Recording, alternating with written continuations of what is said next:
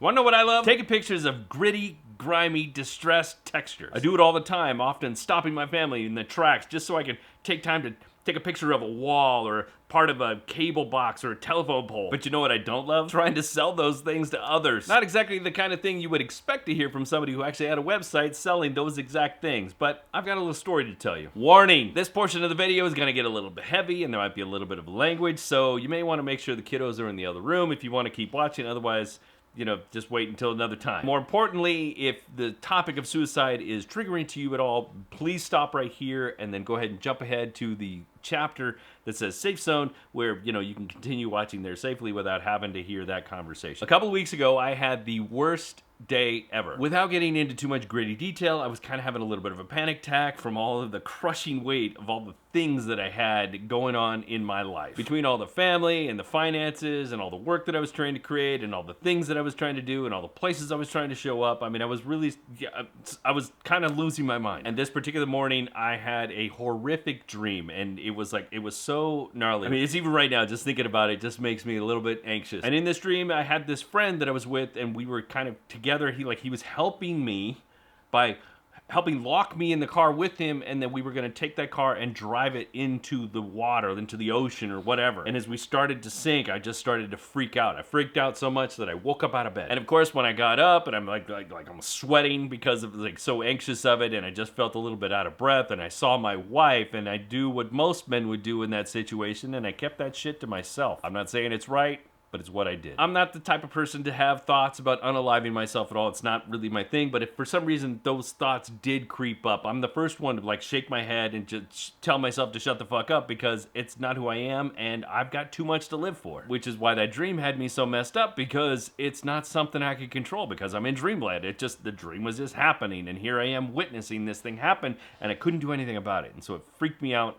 a lot. So here I am sitting there working on the computer. My wife's on her desk right behind me, and I'm drinking my coffee, and just a general sense of unease, but I'm not saying anything. But that same exact day, we were having a dryer delivered, and those guys showed up too early, which kind of also got me a little bit out of step, because I went and took a shower, and I came back, and they were there already, which kind of made me a little bit anxious. And they came in and they looked at the dryer that we had, because it was broken and they were going to take it out. And they looked and they said, "The dryer that you have bought is not going to fit here. It's not the right type of dryer." I'd messed up somehow, and I bought the wrong dryer. I thought I was buying the gas. I'd actually bought the electric on accident, and so they had to take it back. So I called the store, and then the store would never pick up the phone, and they would just pick up the phone and then put it down on the desk so I could hear what was happening in the store, but nobody was actually picking up the phone. So it was making me super aggravated, and I was about ready to just storm out and just race over to the store and just give everybody hell. My wife, recognizing that I was not in a good place, told me to just wait, just to relax,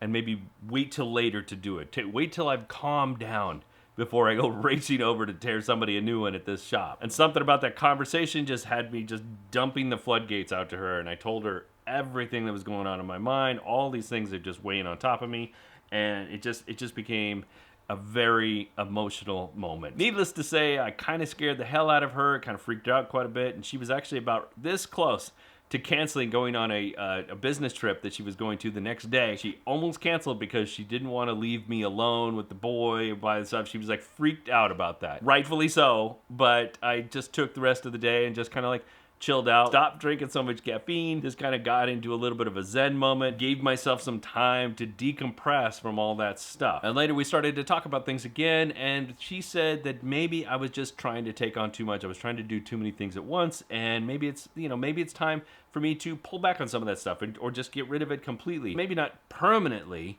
but at least until I could find my center again. When I was sitting there thinking about all the things that, were stressing me out versus all the things that actually give me joy, it really became clear to me that Superlative.com, which was the website that had the digital assets on, was one of these things that was not giving me joy and was actually stressing me out, because all I kept thinking about was the things that were not selling, and how I felt like I needed to keep making more things in order to make it worthwhile for other people, so I could encourage people to come in and, hey, I made something new, come buy some for me. I made something new, come buy from me. I made something new, come buy from me. And that wasn't working for me. It didn't feel good, didn't feel right. So without thinking twice about it, I shut the website down and I killed off all the social media accounts for that particular shop. Yes, I absolutely love finding and taking pictures of like these great textures and then sharing them with other people. I just did not enjoy the grind of trying to sell them. And it was interesting because a few weeks back I had a conversation with somebody that I didn't really know that well, but I reached out to them and we were just having a kind of a text exchange about things,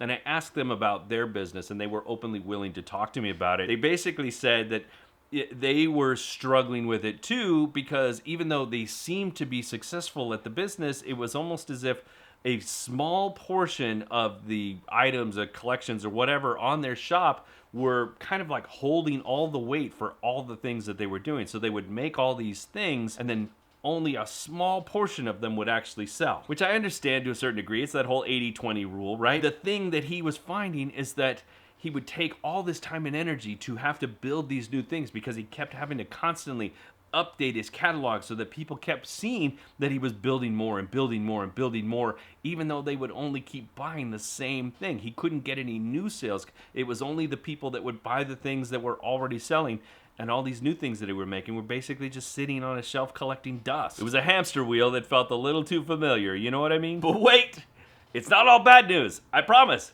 Here's the good news. I'm still taking photos and I'm still sharing those assets. I'm just doing it different now. And this new plan doesn't exhaust me much and hopefully won't drive me to heavy drinking. Even better than that, it's way easier for you to take part in it. Maybe you remember a few videos back where I was talking about Substack and how I've moved my blog and my newsletter over to that platform because it's really kind of created a really helpful and positive and joyful experience for me. It gives me an opportunity to talk to my community in a different way that just feels more natural, more, instinctual to me. But it also gives the community a new way to support me in a near painless way that, it doesn't require too much energy on their part. Now, Substack is free, and you can actually subscribe to my free Substack newsletter anytime, and I send out a new newsletter post every single week. And I try to keep that very content rich, try to get as much good information into that one as possible to make it worthwhile to anybody who just wants to subscribe to the basic newsletter. But there's an opportunity for community members to become paid community members, or what I like to call makers. And the makers, they get additional content. And part of that additional content is now going to be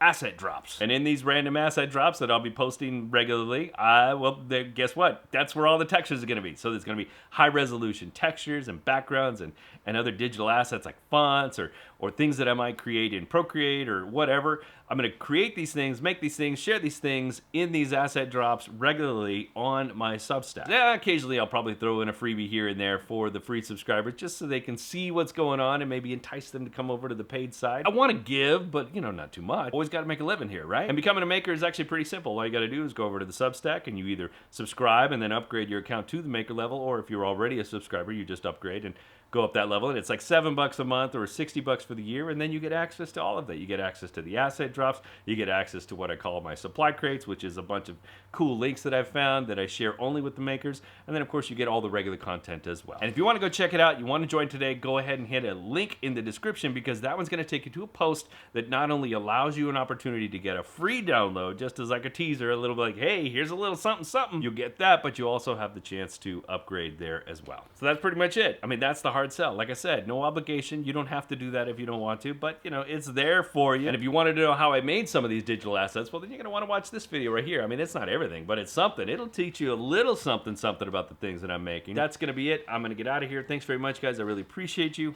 Have a great week.